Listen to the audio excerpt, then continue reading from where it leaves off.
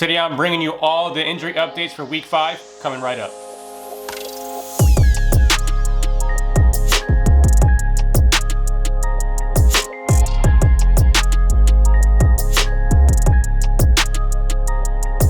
What's up, everyone? This is Chip from the Gridiron Fantasy Football Podcast.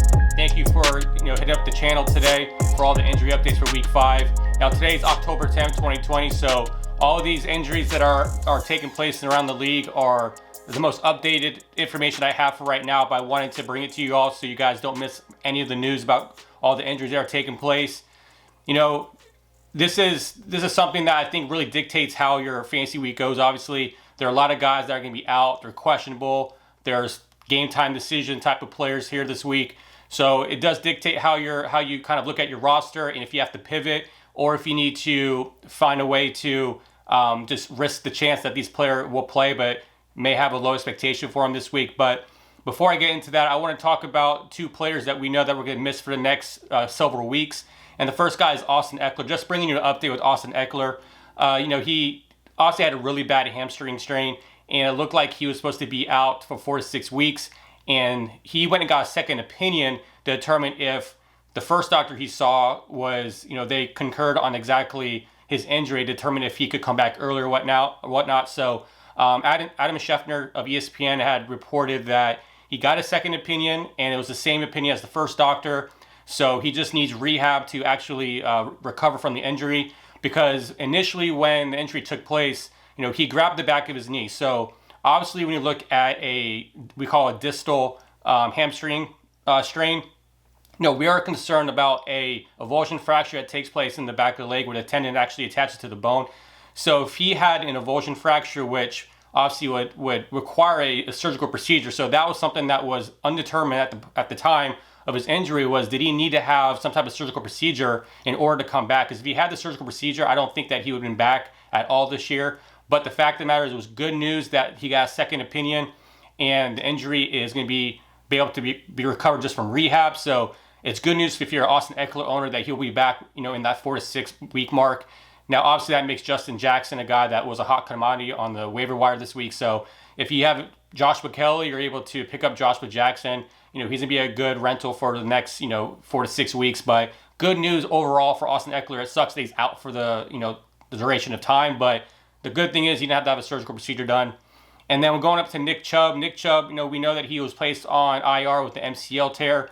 Now, he's supposed to have the same timetable as Austin Ekeler. He's supposed to come back in that 4 to 6 week mark. They have him in that range to return week 8 against the Raiders, but they do have a week 9 bye. So that means that my guess is, if I was just conservatively thinking, I think that he should come back in week 10, just to give him an extra couple weeks to be able to recover. Generally there's the average recovery time for an MCL injury is about 23 days. So it's in that 3 to 4 week mark. But it all depends on how he is responding to rehab. Obviously with running backs, there's a lot of cutting and pivoting and all that stuff that takes place. So they want to make sure that he's good to go without any limitations. And I think too, if Kareem Hunt stays healthy, I know he's been dealing with the groin injury. If he's able to stay healthy, and then Dearness Johnson is doing well, and the Browns continue to win, I do think that they should be on the conservative side and bring him back at week 10 just to make sure that he's fully healthy. But he's still going to be at that 4 to 6 mark as well. So those are the two big names I want to talk about. So going on to now all the injuries going on for week 5. Now the names that we know are going to be playing in week 5, there's Lamar Jackson. There was 2 days in a row he did not practice, but he came back to practice on Friday, so he is going to play on Sunday. And then Jimmy G, he's been cleared to play. We got Calvin Ridley, that was a questionable designation as well, but he's going to go. And then Cam Akers returns to the Rams backfield, which obviously if you're a Darrell Henderson owner or Malcolm Brown owner, that just muddies the water even further, because for the last few weeks we have no idea who's going to get the most carries. So right now Cam Akers, he's returning, which is good for him because he was dealing with that rib injury, but now he's going to be returning to the backfield. And then Deontay Johnson, he's going to be returning tomorrow for week 5. And then Kareem Hunt was dealing with a groin injury last week and this week, but each week he's been left off the injury report when it came to game day. So he's active, he's good to go. He should be a top 5 back this week. And then Le'Veon Bell, he is back. So he who's been dealing with a hamstring injury. He's been out for the last few weeks. He was activated to the active roster today off of IR, so he should be able to play tomorrow. So if you have him, the Jets offense in general is very, very tough to play in fantasy, but he is a workhorse back. He should get majority of the carries. So if he's on your roster and you need that person to play, plug him in. But I'm the guy who, on my roster, if I own Le'Veon Bell, I'm going to wait and see how he's being used before I put him on my roster, in the lineup, because I don't trust Adam Gase, so I have no idea exactly how he'll be used coming off an injury. But it seems like he's going to be good to go. So that's just a call that you have to make. I understand if you have to play him, you have to play him. But I like waiting to see how players respond off of injury and then feel good about putting them in my lineup like in week 6 and going forward. And then for the players that we know are out for week 5, we know that Sam Darnold's going to be out. If you're playing in a one quarterback league, Sam Darnold was not a guy that you're going to play anyways this week. Joe Flacco is going to get the start for week 5. So with that being the case, you're not going to play Joe Flacco either unless you're just desperate in a 2-quarterback league or a super flex league and you really need the help. But Sam Darnold, he's out. When it comes to the wide receivers, Alshon Jeffrey, he's out. He was scheduled to come back this week, but he's dealing with an illness that's non-COVID related. So they decided to keep him out for another week. So he should return in week 6. The same thing for Deshaun Jackson. He continues to be out for week 5, and then he should be back in week 6. Now, the 2 wide receivers for the Tennessee Titans, Adam Humphries and Corey Davis, they're both on the COVID list, so they will not be playing on Tuesday night against the Bills. And then wide receiver for the Las Vegas Raiders, Bryan Edwards, he's going to be out again this week. And then Brashad Perryman, the receiver for the New York Jets, he's out with the hamstring. He's doubtful to play, but I put him as out because I don't think that there was enough information for me to feel good about saying that he's going to be even probable to play. So he is out for week 5. He may be able possibly come back in week 6, but obviously he needs to string along a bunch of, practice in the road in order to feel confident about him playing. And then at tight end, Noah Fant has been ruled out for the Broncos for Monday night. He will not be playing. He's still recovering from an ankle sprain, so he should be back at the Broncos' next game. And then Jared Cook. Jared Cook is dealing with a groin injury. He did practice at a limited participation this week, but he should be back. They have a week 6 bye, so that means that he should be good to go in week 7. And then when it comes to the questionable and probable designation for some of the players, I have Cam Newton on this list. Cam Newton we all know that Cam Newton missed last week because of the positive COVID test. However, he's been asymptomatic since he's been diagnosed with COVID. And with that being the case, there has to be a 10-day grace period where he can return to play. So it looks like Monday is technically that day that he can play. Now, this is something that we're just going to probably consider that he's not going to play because we would probably know by now. And by the time we do find out if he's going to play on Monday night, obviously, majority of the games are going to be going on Sunday. So unless you have another quarterback that you can plug in on Monday night and determine if he's going to be active, then Cam Newton's probably not going to play. But there's a slim chance that he still can, but we just haven't heard anything yet from the Patriots. And then Drew Lock, there's a chance that he could play again on Monday night. He was dealing with the rotator cuff injury, so he's slated to come back on Monday night. And then Joe Mixon was dealing with the shin injury. Now the fact of the matter is that he's been dealing with the chest injury last week. He played, now the shin this week, so it doesn't look like he's going to miss any time, so he should be good to go for Sunday. And then Philip Lindsay, he's returning on Monday night too, which I thought he was going to be out for another week, but Philip Lindsay is going to return from after the turf toe injury. So then with that being the case, that really hurts Melvin Gordon's upside. I think that that's just a running back by committee, and I think Melvin Gordon just was benefiting from Philip Lindsay being out, but it looks like he's going to be playing on Monday night. And then Zach Moss, it looks like Zach Moss will be returning to the Buffalo Bills lineup.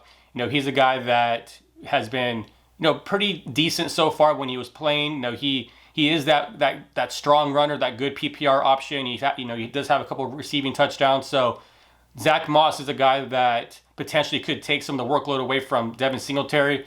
But Zach Moss is a guy that I don't think I'm going to put in my lineup because I just don't know if I want to trust waiting until Tuesday and then not having any more options for me. So Zach Moss is still on that questionable list for me, but if I own him on my roster, he's not in my starting lineup. And then at wide receiver, Marquise Brown should play this week. Henry Ruggs, that's a questionable thing as well. He should be playing. And then Julian Edelman, he's dealing with a knee injury, but it looks like every indication he's going to play on Monday night. And then the tight end for the Baltimore Ravens, Mark Andrews, he's been dealing with an injury as well. There's nothing that indicates that he's going to be out Sunday, so you can still put Mark Andrews in your lineup with confidence. And then going to the questionable / game time decisions. So these are guys I have under this because I feel like it can go either way, right? We don't know, but at running back, Raheem Mostert is the guy that is kind of that questionable game time decision for me. With all the reports that are coming out, it looks like he's going to play. However, just like Le'Veon Bell, I'm not going to play Mostert this week because I think Jerick McKinnon is doing well enough for the 49ers where they continue to lean on him. I do think that he does get some snaps, but I don't think from a fantasy standpoint I want him in my lineup. So I'm going to just hold back on Raheem Mostert until I know that he's taking over that starting role again. And then at wide receiver, Julio Jones. So this has been more from a medical standpoint, Julio Jones is dealing with a hamstring injury. He's been dealing with it pretty much all season, and it's not getting any better. He's been re-aggravating it every week.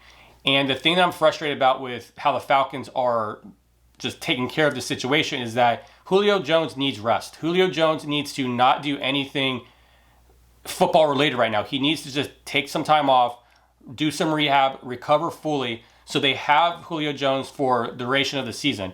He's going to be aggravating his hamstring every week that he can't get the optimal time to recover and rest. So that being the case, if Julio Jones is active, I'm not going to play him. I can't trust it. He left in the at halftime on Monday night because he re-aggravated his hamstring, and I don't think that the handling of his injury is going very well. I think that the way the Packers have dealt with Devontae Adams is a lot healthier because he's a guy that's not going to play unless he's 100% healthy. And I think that's something that I don't know who's making the decisions for Julio Jones to play. I get these guys are alpha males. They want to play.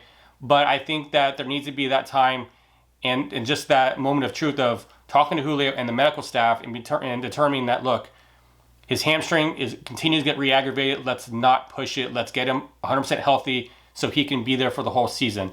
But if not, obviously that helps Calvin Ridley, and obviously that helps Russell Gage, and then hopefully that gives Hayden Hurst some more targets. But Julio Jones, I don't think he plays this week, but if he does, I don't think he'll have a lot of snaps and a lot of targets. And then for the 49ers, Deebo Samuel. So Deebo Samuel, he's out, or he's questionable because he has an illness, so it's non-COVID related, but they have to determine if he is negative for COVID before they put him on the airplane to go play. So Deebo Samuel is kind of that questionable case as long as he is negative for COVID and he's recovering from his illness that's non-COVID related. And then there's Michael Thomas. Michael Thomas is practicing a little bit this week. He had limited participation. There's a slim chance that he does play on Monday night. He was dealing with the high ankle sprain. I personally think that he will not play on Monday night. I think that if he does, I think he'll have a limited role. I think that Michael Thomas, definitely, he's a guy that you've been waiting to play all year because he's been injured. But I do think they allow him to get 1 week healthier because they have a bye week in week 6. I do think that Michael Thomas comes back after the bye. But if he is, it's hard not to play him. If he's if he's active for week 5, that means he thinks he's healthy enough. The medical staff thinks he's healthy enough, and then he'll play. But it's one of those things where high risk, high reward with Michael Thomas.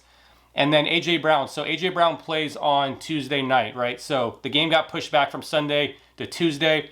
The Titans were able to get back into their facility today on Saturday. So that being the case, there was this estimation on A.J. Brown's injury. And he was supposed to come back in week 4, but then obviously they didn't play. So then now with him coming back in week 5 was more of a possibility. He has some extra rest. But the problem with A.J. Brown, I have this in my own league. So I have A.J. Brown, and right now I have A.J. Brown on my bench because I have no idea if he somehow does not play. If he goes in pre-game warm-ups and he's unable to go, now I just lost a slot in my lineup. So right now I have Laviska Shenault Jr. at my third wide receiver slot because A.J. Brown, I don't know if I can trust that. I know that he's slated to play, but I'm concerned that he may not play. So I don't want to take that risk and then lose my week because I didn't have a player in my roster that's playing. So that's a tough one. So if you have A.J. Brown, hopefully you have a better option to pivot to. If you want to risk it, that's up to you. But I think A.J. Brown, I think he does play.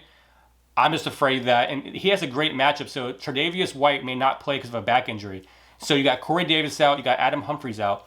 So that means you got Jonnu Smith, and then you got A.J. Brown who get all the targets. So I think A.J. Brown has a good game if he plays. Is just, do I want to risk not having a wide receiver in my lineup if he somehow re-injures himself during pregame warmup, or they decide to keep him out for another week? And then at tight end, Jordan Akins, he's not going to be, looks like he is a questionable because he's in the concussion protocol. So if he's clear to play, he should be able to play on Sunday as well. As of right now, there hasn't been anything that indicates that he won't be playing, but for that, those are all the injury updates for week 5. I hope that you found that very informative. And if you have any questions on people that you have to pivot to due to injury, then leave a comment below, and I'll love to try to answer all the questions I can about start sits for week 5. But thank you so much for listening today. Thank you for watching my YouTube video. And then if you'd like to follow us on social media, you can find us at the Gridiron Pod on Twitter and on Facebook. We're at Gridiron Fantasy Football on Instagram. And then on Monday's podcast, I go through all my week 5 reactions and the fantasy studs for week 5. So look out for that YouTube video and the podcast for Monday. So have a great day. Hope you guys win in week 5, and we'll see you on Monday.